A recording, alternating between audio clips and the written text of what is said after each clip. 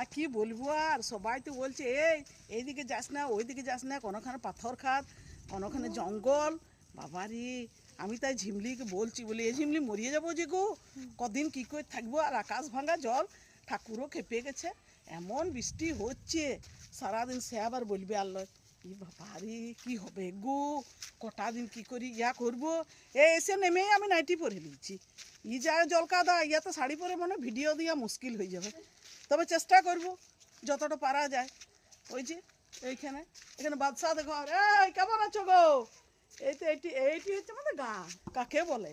High দেখো tata, এইটাই হচ্ছে আমাদের গাঁ বলো। হ্যাঁ, এইটা একদম পুরো আমাদের গাঁ বটে।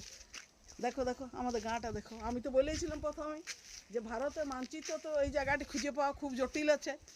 বাবারে দেখো, শুধু দৃশ্যগুলো দেখে যাও। আমাকে তো অনেক দেখিয়েছো ভিডিওতে, শুধু আমাদের দৃশ্য, নানা রকমের দৃশ্য। তার মাঝে আমাদের যে ঝিমলি, ওই ঝিমলির অত্যাচার। এ বাবা, এ কাকি কেমন আছো গো। এই হচ্ছে আমাদের বাঁকুড়া, এইটা হচ্ছে আমাদের বাঁকুড়া। যে যতই বলুক বাঁকুড়ায়, আর যা কাণ্ড করিয়েছি ইয়ার এসিয়া পরে বেলা তোর চপ মুড়িটি খেয়ে নিলাম। বাবারি, চপ মুড়িটি খেয়ে যা আমার দমটাই লিও না। আমি গোপালকে আমার দিদির কোলে দিয়ে চপ মুড়িটি মেরে দিয়েছি, আবার পেট ভর্তি করে। তারপরে আবার খরা খরা জিলিপি ছিল, জিলপিগুলো, সেগুলো দু একটা খেয়েছি।